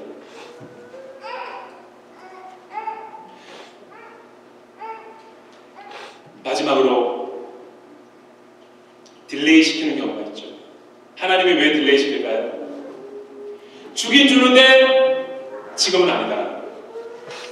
무슨 이유가 있어. 그 이유가 난 뭔지를 모르겠어요. 하나님의 뜻과 나의 뜻이 합치가 되고 또 나도 최선을 지금 신앙생활 잘하고 있는데 내면의 세계를 점검해봐도 좋은데 딜레이 시키는 경우가 있어요. 그 이유를 드라마틱하게 설교를 제가 시리즈로 준비했기 때문에 To be continued. 내일. 궁금하죠?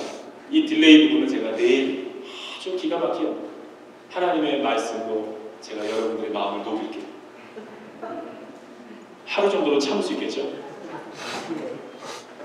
결론. 기도의 불을 꺼뜨리지 않고 왜 하나님은 기도의 불, 거룩한 불에 민감하신가? 이것만 말하고 제가 마무리하고 같이 기도하도록 해요. 중요한 영적인 원리가 있어요. 하나님의 성품은 여러 가지가 있지만 8가지가 있는데 하나님은 거룩하신 분이다. 하나님은 죄를 모르시는 분. 하나님은 모든 걸 아시는 전지하시는 분. 하나님은 모든 곳에 계시는 옴니프레젠트 하신 분. 하나님은 올 파워, 모든 능력을 갖고 있는 분. 그런데 하나님은 온 우주 가운데 편재하시지만 온 세상을 사랑하시지만 특별히 어느 민족과 어떤 한 사람과 어떤 장소를 임재하는 것을 좋아하세요. 그리고 편재와 임재를 통해서 어떤 한 사람과 더 깊은 시크릿 플레이스에서 깊은 은밀한 처소에서 교제를 나누는 걸 좋아해요. 그게 하나님의 성품이라는 것을 제가 알게 되었어요. 예를 들어볼까요? 왜 이 세상에 많은 민족과 열방들이 있는데 이스라엘 민족을 성민으로 택하셔서 그들을 축복하셨는가? 하나님이 이 세상을 사랑하지 않아서? 그렇지 않죠. 사랑해요. 사랑하는데 하나님은 모든 민족을 사랑하시지만 편재에 계시지만 특별히 어떤 한 민족을 더 깃들기를 원하시는 거죠. 그리고 어떤 장소와 어떤 사람, 성막가트 같은 장소에서 우리를 만나주시고 아브라함과 이삭과 야곱과 요셉과 다윗과 같은 모세와 같은 특별한 하나님의 사람을 주목하시고 그의 영혼에 깃들기를 좋아하시는 거죠. 어제 살펴본 사사기의 기도원처럼. 그리고 그 영혼과 깊은 사귐의 교제를 나누기를 좋아하시는 거예요. 왜냐하면 하나님은 거룩한 분이시기 때문에. 그 거룩하다라는 것은 굉장히 센시티브한 거예요. 이스라엘에 가면 나중에 성지순례도 한번 가보세요. 성지순례를 가보면 비둘기가 두 종류가 있다는 것을 알게 돼요. 산비둘기가 있고 집비둘기가 있어요. 영어로도 비둘기가 두 개가 있죠. 도브가 있고 피존이 있죠. 한국에서는 더 이상 비둘기가 평화의 상징이 아니라 더러움의 상징이 되고 있어요. 해화동이라든가 종각에 가보면 탑골공원에 가면 비둘기들이 오물 먹고 발로 차도 도망가지도 않아요. 공격해 비둘기가. 평화의 상징이거나 공격의 상징이 되어버렸어요. 막 쓰레기 뒤져서 먹고 골칫거려요. 미국은 락키 마운틴을 한번 가본 적이 있어요. 거기에 진짜 산비둘기가 있더라고요. 이스라엘도 가보면 산비둘기가 있어요. 이 천이무봉한 오염되지 않은 자연 속에서 산. 그러나 집비둘기는 사람이랑 친화적이에요. 둔감해요. 해화동의 비둘기처럼. 락키 마운틴과 미국의 그 헐몬산에서 본 그 비둘기들은 굉장히 땅콩 같은 걸 줘도 올 듯 말 듯 하면서 날아가요. 왜 그렇죠? 그게 야성이죠. 민감한 거, 센시티브. 너무나 민감한 거. 우리 성령님이 그렇게 민감하신 분이세요. 뭐에 대해서? 죄에 대해서, 거룩에 대해서. 어떤 민족이 다른 민족보다 더 거룩한 민족이 있어요. 하나님이 쓰시기에 편안한 민족이 있죠. 많은 이스라엘 백성들 가운데도 왜 하필 아브라함과 다윗을 택하셨는가? 그거는 하나님이 내면의 세계를 보시기 때문에. 미국의 유명한 베스트셀러 작가 토미 테미가 지은 하나님의 관점이라는 책에 보면 이런 일화가 나와요. 그분은 에벤젤리스트예요. 전도자. 복음을 많이 가는 곳마다 전해요. CCC서부터. 젊을 때부터 전도를 많이 했기 때문에 자기가 가난했대요. 간사 생활하고 선교단체에 있었기 때문에 너무 가난해가지고 혼자 사는 집이 있었는데 친구들을 전도하기 위해서 집으로 초대한대요. 근데 뭐 갖춰놓은 곳이 없으니까 뭐 사과개짝 같은 거 넣고 간이 의자 넣고 그냥 샐러드 그냥 잘라 먹고 피자 시켜 먹고 이렇게 전도하는 거죠. 근데 미국 사람들은 알잖아요. 체형은 나만 하면서 뚱뚱하잖아요. 근데 그 한 친구가 있어서 너무 이 영혼을 하나님께로 인도하고 싶어서 그 자기 집으로 초대를 했대요. 근데 그 친구가 왔어요. 체격이 뚱뚱하고. 자기 집에 문을 열더니 들어오지는 않고 계속 두리번 거리는 거예요. 그래서 자기가 이런 의자와 테이블을 얹어놓고 여러 음식들을 준비해놨는데 들어오라니까 안 들어오는 거예요. 계속 들어오라니까 그냥 들어와서 자기 앉을 곳을 찾아보는 거죠. 근데 여러분, can you imagine that? 그 간이 의자에 뭐 말하는 알죠? 앉으면 막 불편하잖아요. 불편해요. 내가 여기 알라스카 항공을 타고 시애틀에서 샌디에고까지 오는데 한 3-4시간 걸리는 것 같아요. 근데 제 옆에 제가 창가야. 이 큰 사람이. 창가 아니고 복도가 큰 무람한 남자가 있고 그 중간에는 백인 할머니인데 얼마나 뚱뚱한 할머니인지 나는 숨막혀 죽을 뻔했어요. 근데 그 할머니가 몸이 불편하니까 뭘 요구하는 것도 많아. 뭐 위에서 꺼내달라, 저거 뭐 해달라, 뭐 티켓을 떨어뜨려 나보고 주워달라. 계속 그 뒤집다거리 내가 하다 왔어요. 그런 분들이 있잖아. 의자가 작으니까 불편한 거라고. 그러니까 그 친구가 아니나 달라 계속 복음을 전하는데도 뒤집다거리고 계속 얼굴 찌푸리고 집에 갈색만 하는 거야. 그리고 복음에 실패했대요. 그냥 막 한 조각 먹고 후다닥 가버리더래요. 너무 속이 상했대요. 그러고 나서 6개월이 지났대요. 또 그 친구를 집으로 또 초대했대요. 근데 6개월 동안에 생활에 좀 발전이 있었대요. 가라지 세일 할 때 좋은 이탈리아 세컨드핸드 소파도 갖다 놓고 또 뭐 여러 가지 인테리어도 뭐 해놓고 조금 개선이 됐어요. 그 간이 의자는 다 치웠대요.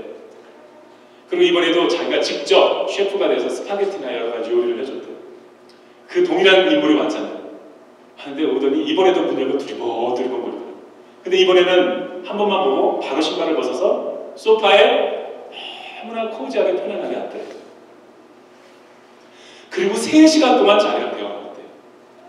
그날 그 친구가 예수님을 영접했대요. 우리는 너무나 축제를 벌였다는 거예요. 그리고 그 토미태미가 그렇게 간증을 하는 거예요. 내가 그때 성령님이 어떤 분이신지 하나님의 성품을 알게 됐다. 하나님도 편재에 계시고 임재에 계시고 교제하고 싶은 사람이 따로 있는 거예요. 편안한 사람이 있는 거예요. 쓰시고 싶은 사람이 있는 거예요. 왜? 그 사람 곁에 가면 그 사람이랑 일을 하면 편안한 거예요. 거룩에 대해서, 의에 대해서, 죄에 대해서 민감하기 때문에. 하나님은 어떤 사람을 쓰시는가? 성령님은 너무나 민감한 거예요. 다른 건 모르지만 기도하는 사람을 하나님은 쓰시는 거예요. 반대로 아무리 탤런트가 많고 능력이 많아도 교회 사이즈가 크더라도 기도 안 하면 안 쓰시는 거예요. 쓸 수가 없죠. 편하지가 않습니다. 기도 안 하면, 기도 안 하고 사업에서 성공하면 성공한 것 때문에 그 사람 망해요.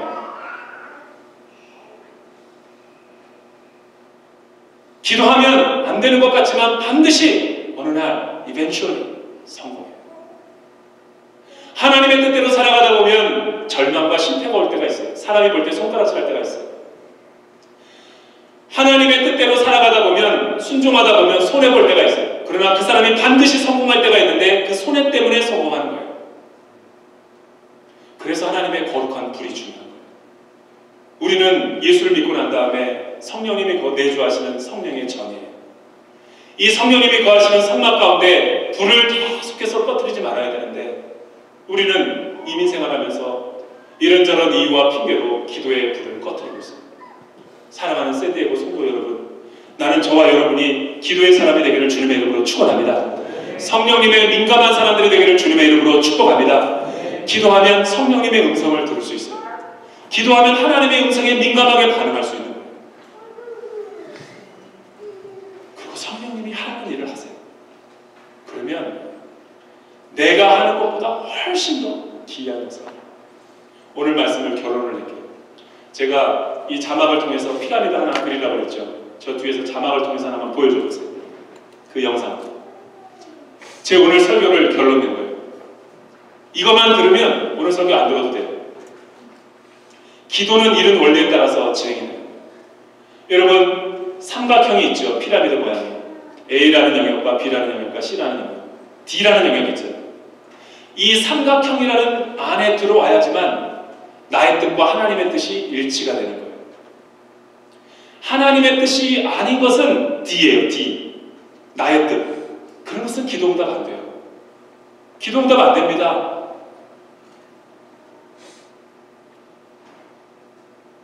그러나 C의 영역은 내가 하나님 앞에 새벽 제단만 쌓아도 아까 전에 세 가족이 지하 3층으로 내려갈 때 하나님이 들어줬으면 좋겠다라는 마음만 품어도 기도응답 돼요.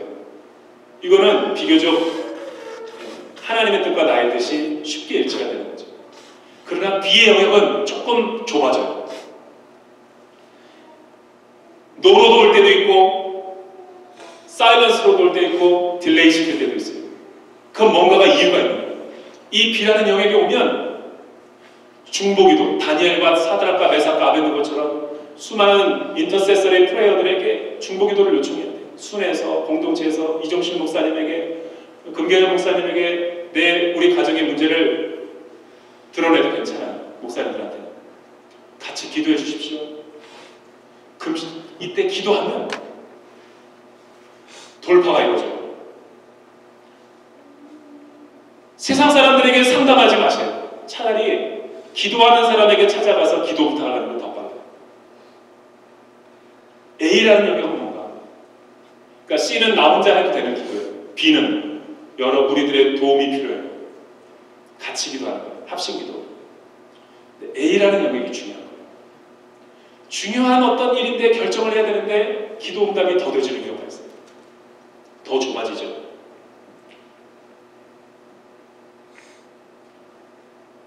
이 A라는 것은 그냥 기도하면 안 돼요. 금식해야 돼요. 금식을 하면 육신의 모든 소욕들이 사라지고 불태워지고 성령이 민감해지는 거예요. 마음이 가난해지니까. 제가 중국에서 70일을 금식해 본 적이 있어요. 두 끼를 70일 동안 목회를 해야 되기 때문에 40일은 할 수 없어서 북한을 위해서 한번 기도했던 적이 있어요. 18kg가 빠지더라고요. 제가 한국에 왔을 때 6년 전에 18kg가 빠졌었어요. 여러분, 그 정도 기도하면 너무 피곤해가지고 누워있으면 형광등 있잖아요. 형광등이 가래떡으로 보여. 아, 저 하얀 거 먹고 싶다 진짜. 힘이 다 빠져. 금식을 하게 되면 욕심, 탐욕 이런 거 생각 안 해요. 그러면서 이 단계를 지나가면 영이 맑아지는 것을 경험해요. 그래서 금식이 깊은 데로 들어가면 시크릿 플레이스가 나와요. 중요한 일을 놓고 금식도 해보셔야 돼요. 해보셔야 돼요. 그 A라는 영역은 고차원적인 영적인 기도예요. 제가 손인식 목사님 베델교회에서 저를 중국에 있을 때 초청을 해주셨어요. 그래서 제가 전교인 대상으로 강의를 했어요. 그리고 나서 제가 휴가를 얻어가지고 아이학을 한번 가보고 싶어서 칸사스를 혼자 비행기를 타고 갔었어요. 일주일 동안 거기서 쉬다 왔는데 다른 건 모르겠는데 제가 은혜 받은 두 가지가 있었어요. 뭐 아이패드 갖고 걸어다니면서 프레이어 워킹하는 사람에서부터 혼자 프라페릭 워십이라고 막 춤추면서 밤새도록 혼자 다른 사람 다 자는데요. 그리고 또 도시를 위해서 24시간 기도하는데 그 평신도 집사들 나오고 목사님 계속 그 도시를 옐로우 페이지를 보면서 넘기면서 기도하더라고요. 그것도 인상적이었고 두 가지가 저에게 와닿는 게 있었는데 하나는 뭐였냐면 나도 새벽 3시가 돼서 잠을 안 와가지고 계속 라운딩하고 있었는데 한 골방이 나오더라고요. 근데 그 앞에 뭐라고 하냐면 Prayer for North Korea 24시간 북한을 위해서 기도하는 방이 있었고 또 하나는 Pray for Israel 이스라엘을 위해서 24시간 기도하는 방이더라고요. 근데 내가 그 사명하지 봤어요. 다 보니까 한국 사람 없어. 백인들, 흑인들, 중남미 사람들 모여서 북한을 위해서 기도하는 거예요. 나는 부끄러웠어요. 대한민국 사람인데도 우리 민족, 우리 동포인데도 우리는 금식해보고 기도 안 해요. 다른 민족, 다른 사람인데 내 형제 기도 제목을 놓고 금식하는 기도. 왜 이 나라 민족이 안보가 이렇게 지켜지는 줄 아세요? 우리 때문인 것 같지만 그렇지 않아요. 기도하는 사람 때문에. 나는 여러분들이 기도의 신비한 세계로 들어갈 수 있기를 주님의 이름으로 축원합니다. 이민 생활하면서 아직도 내 입술을 통해서 보이스 컬러, 인격적인 내 목소리로 하나님 앞에 기도하지 않는다. 이건 아직 진정한 이민 생활을 경험해보지 못한 사람. 아직도 내 힘으로 뭔가를 할 수 있다고 믿는 사람이죠. 기도는 그렇게 하면 안 돼요. 기도는 체면이 어디 있어요? 하나님 만나고 싶은데 체면이 어디 있어요? 단순하게 순종하는 거죠. 문둥병에 걸린 나만 장군이 엘리야의 계집종 여종이 저 요단강에 가서 7번 물에다 갔다 나오면 살리라 그랬더니 순종 안 했잖아요. 처음에 저 계집종이 뭘 한다고.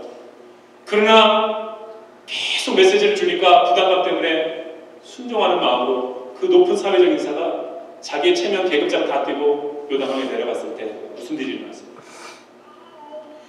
여러분, 수도꼭지를 꽉 잠가놓고 왜 나는 방언이 안 터지죠? 왜 나는 기도할 수 없죠? 여러분, 조금 수도꼭지를 조금 열어야지 터지죠. 샌디에고 재단을 위해서 우리가 얼마나 목숨을 걸고 기도해봤어요. 여러분이 하고 있는 기도는 기도가 아닐 가능성이 크다. 우리는 그런 목숨을 건 기도를 언제 해봤어요? 기껏해야 내 자녀와 내 사업의 문제를 놓고 해봤지. 진짜 하나님의 뜻이 일치하는 하나님 나라와 영광을 위해서 내가 언제 기도해봤어요? 먼저 그의 나라와 의를 구하라. 그리하면 이 모든 것을 더하는데, 이 모든 것이라는 대명사는 세상 사람들이, 이방인들이 구하는 무엇을 먹을까 마실까 입을까의 의식주의 문제인 거예요. 하나님은 의식주 문제가 중요하다고 생각하지만 의식주를 위해서 기도하지 말라고 그랬어요. 오히려 하나님의 나라를 먼저 구하면 이 모든 것들은 더해지는 거라고 했어요. 더해지는 것들은 열심히 기도하면서 본질적인 것은 기도 안 해요. 오히려 하나님 나라를 위해서 여러분들이 기도하면 여러분의 가정과 사업에 돌파가 일어날 수 있어요.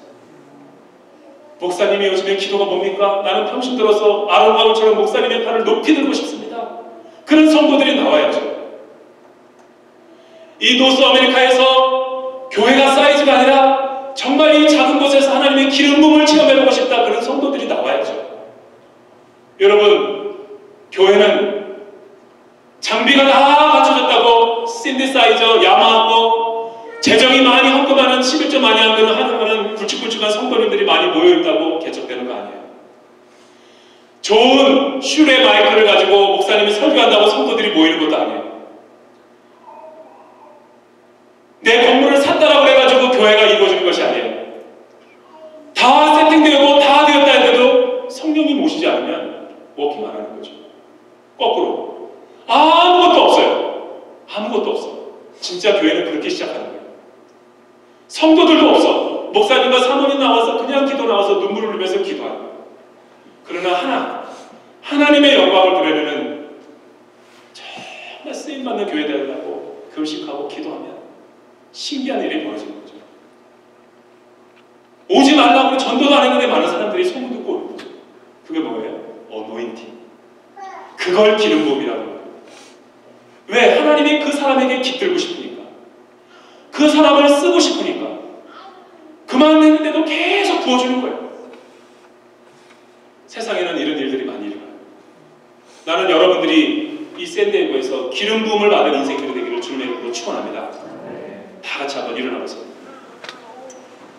아까 전에 죽기에 가까이 그 찬양 참 좋았어요. 우리 찬양이도와 밴드팀 한번 나와서 같이 한번 기도해봤으면 좋겠습니다. 그 찬양 한번 하면서 여러분, 우리 세 번째 날 삶으로 드리는 예배, 하나님의 임재를 갈망하는 삶. 나는 과연 그런 삶을 목말라 하고 있고 갈망을 하고 있는가? 아니면 그저 한국보다 좀 편안하고 안락하고 무사 아니란 이 온실에서 그냥 그럭저럭 내가 사는 것이 내 인생인가? 생존을 위해 살지 말고, 여러분, 하나님이 여러분들이 겨우 포도주 틀에서 밀을 타작하라고 이곳에 불러줬어요? 그런 것이 아니죠. 자기를 위하여 산성과 토굴과 성을 만들어서 미디안 사람들에게 음식을, 재산을 뺏기지 않기 위해서 하는 게 고작 우리의 삶의 목적이에요. 그거 하라고 유학생활을 보낸 거예요? 그렇지 않죠. 하나님이 나를 이곳에서 보내실 때는 사명이 있어서 보낸 거예요. 하나님 나라의 일 하라고 보낸 거예요. 하나님 나라의 일 하라고 여러분들이 세탁소도 하는 거고 커피 타임도 하는 거고 하나님과 관련되어서 여러분들이 하고 있는 자녀를 양육하든 육아를 하든 직장생활을 하든 사업을 하든 해야 돼요. 하나님 나라와 관련되지 않은 일을 하면 우리 인생을 살면 살수록 힘든 거예요. 생존을 위해서 살지 말고 부흥을 위해서 사십시오. 그런 기도를 하나님 앞에 드려야 돼요. 이 찬양을 하면서 주께로 더 가까이 나가기 원합니다. 주께 가까이.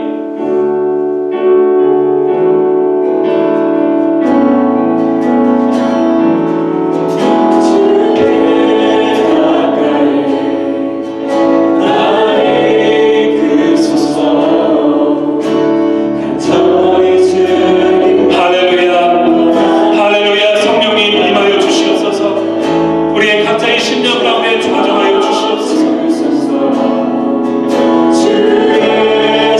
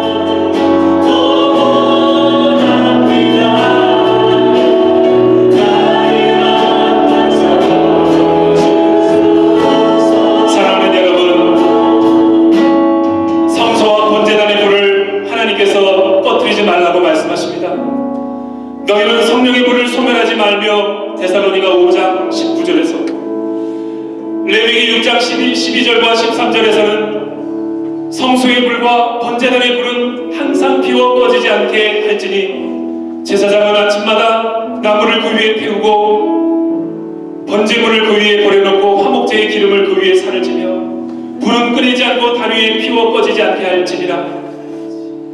하나님 우리를 제사장으로 불러주셨습니다. 미국 이민 사회 가운데 그 많고 많은 사랑과 도시와 교회 가운데 나를 이 샌디에고로 보내주시고 이곳에서 하나님 나라를 위해서 살아갈 수 있도록 인도하여 주심을 감사합니다. 내 영이 깨어있지 못하고 민감하게 하나님 앞에 성령에 민감하게 반응하며 살아가지 못하고 눈에 보이는 현상의 세계를 바라보며 사업과 물질과 직장과 쫓기는 인생, 유학생활에 쫓기는 인생을 분주하게 살아왔던 나의 삶을 회개합니다. 하나님 내 인생을 불쌍히 여겨 주시옵소서. 하나님 아닌 다른 것들을 우상시하며 섬겨왔던 나의 삶을 돌이키기 원합니다. 내 삶에 기도의 관심과 우선순위가 있게 하여 주시옵소서. 지성소에서 하나님을 향한 기도의 불이 불타오르게 하여 주시옵소서. 나라와 민족과 열방을 향하여 기도하는 영혼이 되게 도와 주시옵소서. 생존을 위해 사는 것이 아니라 부흥을 위해 사는 인생이 되게 하여 주시옵소서. 두 손을 들고 주여 세 번을 치고 통성으로 기도하겠습니다. 주여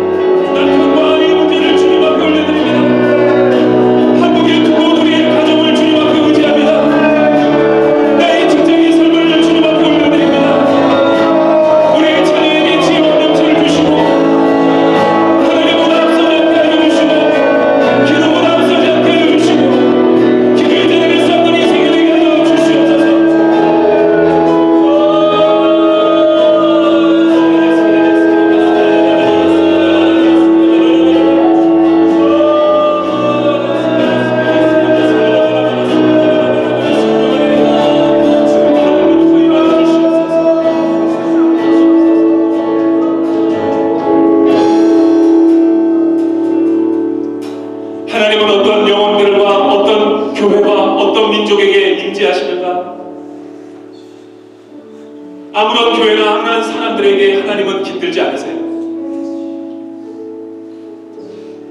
우리는 바쁘고 분주하고 직장일이라는 핑계로 기도를 쉬어왔던 것도 우리 하나님 앞에서의 죄지만 그 이전에 내 안에 숨어있는 무서운 죄악이 있죠. 하나님을 사랑하고 하나님을 섬긴다고 하면서도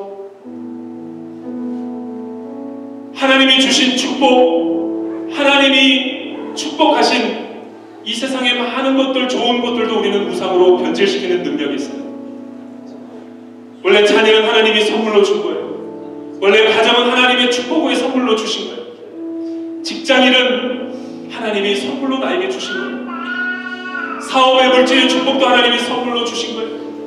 하나님이 은혜로 주신 건데 하나님이 주신 그것을 잊어버리고 망각해버리고 그 좋은 것도 우리는 우상으로 변질시켜서 하나님보다 더 섬기는 음란한 짓을 해왔던 것이죠. 어떤 사람은 교회 목적이 자녀에게 있어요. 자녀가 우상이 돼서 섬기는 부모들이 있어요. 그 물질로 하나님의 일을 하라고 섬겨서 물질의 축복을 줬는데 물질이 직장이 하나님보다 더 우선시되어서 교회 일은 뒷전으로 되어 있는 성도들도 있어요. 교회 일을 하면서도 교회 일보다 가정 일을 더 우선시하며 가정은 축복이지만 가정이 우상이 되어버린 가정도 있어요. 간섭받기 싫어하고 터치받기 싫어하고 개인주의적인 신앙생활하는 것이 우상이죠. 그런 사람들에게는 하나님이 깃들 수 없는 거죠. 비누하스처럼 이 우상의 재단을 주상들을 깨트리고 무너뜨려야죠. 그래야지 내가 기도할 때 성령님이 내 안에 임재하시고 내 영혼을 떠나지 않으시고 나와 함께 하시며 하나님의 기이한 일들을 나에게 보여주시는 거예요. 오 주님, 내 삶의 우상들이 예수의 이름으로 다 떠나가게 하여 주시옵소서. 우상들이 다 떠나가게 하여 주시옵소서. 내가 이 시간 나서는 예수의 이름으로 명하노니 하나님 아닌 것들을 섬기게 만들고 하나님보다 더 우선시 여기고 분주하고 쫓기는 삶을 살게 만드는 모든 속임과 거짓의 영들아 예수의 이름으로 명하노니 다 떠나갈지어다. 예수의 이름으로 명하노니 다 떠나갈지어다. 하나님만이 내 인생의 구원자가 되게 하여 주시옵소서. 우리 두 손을 들고 주여 세 번 외치고 통성으로 기도하겠습니다. 주여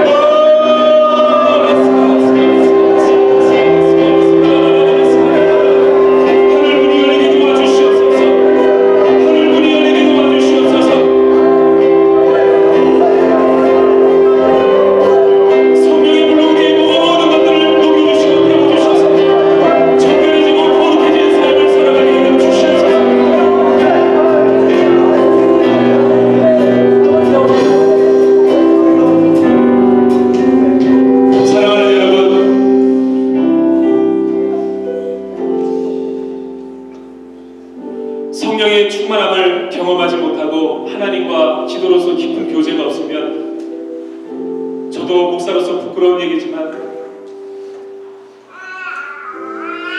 사역도 우상이 되더라고요.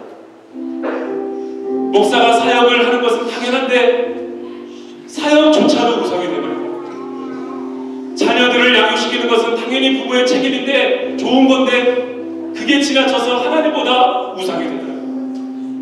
물질은 나쁜 게 아니죠. 물질이 있어야지 교회도 헌신하고 봉사할 수 있어요. 사업을 해야 되고 직장생활을 열심히 해야죠. 승진도 좋은 거죠.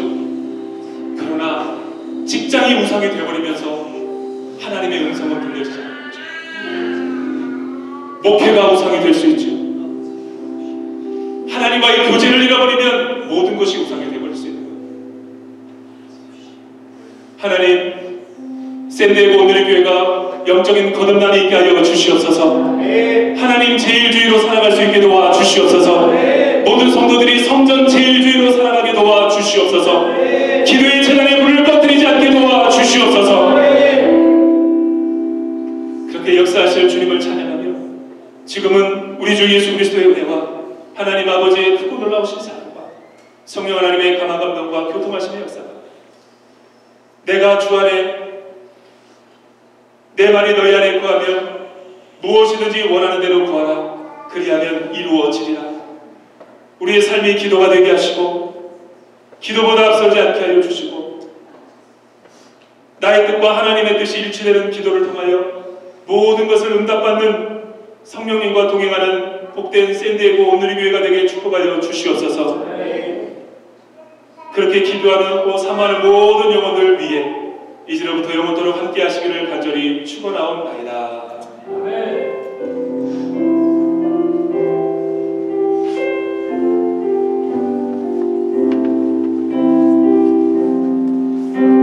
우리 살아계신 하나님 앞에 큰 감사와 영광의 박수를 올려드리도록 하겠습니다.